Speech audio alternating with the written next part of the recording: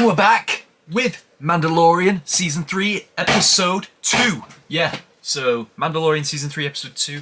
What happened last time? Big development. Well, first episode of the season, there's always going to be big developments. Din Djarin wants to go to the ruins of Mandalore into the mines under the city of Sundari and bathe in the living waters so that he may be redeemed in the eyes of the Mandalorian covert. He's obviously got Grogu with him, he's got Grogu everywhere he goes. To do so, he also needs a friend to tag along with him, a droid that he trusts. So we went to Navarro, caught up with Grief, and learnt that Din Djarin wants to have IG-11 back in working order. And for a minute he was, until he was damaged again, and now he needs a new memory core. He needs a new memory circuit implanted by the same species of aliens who, I know his name now, Babu Frick. Yeah, Babu Frick from Rise of Skywalker. It's the same species of him, and they're trying to rebuild IG-11. So I hope that works. I hope that works out. It's got to work out. They wouldn't give us that possibility if it's not going to work out. So that's what I'm thinking. We also learned that Bo-Katan has lost a lot of her support after she did not manage to get the Darksaber off Moff Gideon from Season 2. And now she's lost all of her motivation. She just sat there in this throne room. It looks like the throne of Dragonstone. It looks like the Dragonstone throne room. And she's just sat there, just wallowing in her misery.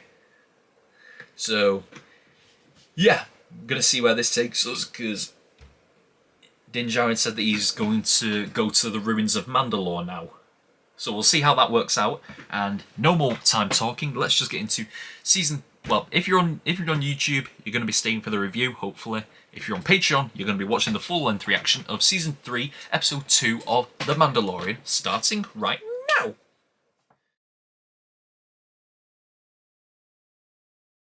What the fuck?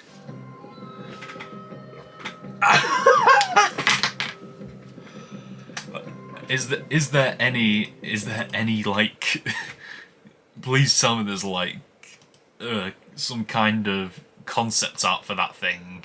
It doesn't seem like it. Holy shit. Yo, that episode was great. I'm gonna get the ranking out of the way. I'm gonna say that was a better episode. I'm gonna say episode 2 was better than episode 1 because I loved the exploring Mandalore and everything. Okay, I loved seeing Peli again. We always see her. She never fails to make an appearance. Even in Boba Fett, she made an appearance. The scams that those Jawas pull all the time. Pulling the same stunt on that Rodian as they do on Obi-Wan in his show. They steal your parts, and then they try and sell them back to you, pretending that they're different. Absolute scumbags. Well, Peli's in on it as well, so she's a scumbag by default as well. By association. She'll be honest she'll be kind of honest to her friend, the Mandalorian, to Din Djarin. Trying selling him R5, saying that he was built for adventure, but he wasn't. He definitely was not built for adventure. I do not know how that droid survived hyperspace travel when it was falling apart back on Tatooine. And they were in the middle of like Boonta Week as well. I've never heard of Boonta Week. I'm sure it has some sort of significance. Let me know in the comments what it is. I don't know what Boonta Week is. Got a slight mention of Boba Fett in there as well. But yeah, most of this whole episode was spent on Mandalore.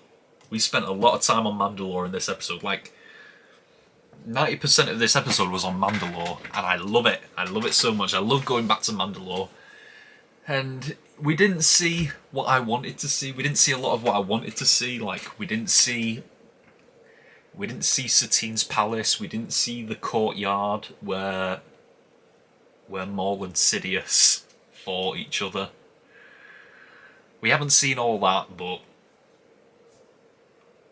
it's good to be back on Mandalore again and knowing it's the same city. That so much history in Star Wars has taken place, especially in Clone Wars. Well, pretty much in Clone Wars the whole time. Turning out Din Djarin was raised on Concordia, another place that has history in Clone Wars. That's where Pre Vizsla and Death Watch were stationed. I kind of like the fact that it's basically treated kind of like the Chernobyl of the galaxy. It's like a cursed place where you can't go, because if you do go there, you'll die, and it's a poisoned place. It is the Chernobyl of the galaxy. But yeah, turns out it's all speculation. It's all hype, kind of. Well, not hype, but it's kind of like a scare tactic to get everyone away. And it turns out the atmosphere is breathable. You could live there if you wanted to. And all that talk about Bo-Katan saying that, well, all that talk from a lot of the Mandalorians saying that the planet is beyond hope. It can't be lived on again. There's no hope for it. Listen, it's only that way because no one wants to come back here. If people came back here and actually made an effort, you could rebuild this place. Like, you could rebuild Mandalore if you wanted to. You've established that it's not a poison place and it's livable to live on. It's livable to stay there. Minus the creatures that constantly roam the surface and the mines as well. But people could live here. It's not cursed. Like, it's only seen that way because the Empire decided to destroy it. And Bo-Katan even said, like, it was destroyed by the fist of the Empire. Does that mean the 501st? Because I know that the 501st is sometimes referred to as the fist of the Empire. I think so anyway. Because that's Anakin's, Darth Vader's battalion. A lot of different creatures in this episode as well. The Alamites, whatever they were. I think that's what they were called. And then that creepy crawler thing as well. That was a creepy thing. I don't know, like, the design of that thing was incredible, and it was intimidating and creepy. Like, I couldn't stop looking at it when it was, like, walking around. I was like, it was weird. And once again, a theme that I'm seeing throughout this season so far as well. Din is teaching Grogu about how to be a Mandalorian, about flying, about how to fly a ship. And that teaching came in handy in this episode as well, with Grogu. When Din was captured, he gave Grogu a mission, get Bo-Katan. Which is kind of weird, because later on he said, how did you find me? To Bo-Katan after she saved him. You sent Grogu to get her, so why would she not find you? But okay. Yeah, that teaching came in handy when Grogu had to get himself out of the mines, even using the Force as well to clear his way out, and he told R5 where to go. Like, those teachings that Mando's been giving him paid off. They went back to Navala, I think that's what the planet's called, and she went and got Bo-Katan. And then she came on a rescue mission, which is weird, kind of weird, because when Grogu was landing on Navala and she thought it was Din Djarin, she was like, let's get rid of him once and for all. So I assume that meant she was planning to kill him, maybe. But then when she saw it was Grogu, she was like, oh, let's go on a rescue mission. But I'm glad that, like I said in the reaction, but I love that Katie Sackhoff is the one playing Bo-Katan. It adds such legitimacy. So not only this, but to Clone Wars as well. I love seeing Bo-Katan in live action. She came on a bit of a rescue mission with Grogu, and she dealt with the creatures. Like, she came across the same problems that Din came across, and she dealt with them in a different way. She was a bit more brutal with it, I could tell. With how she killed those Alamites.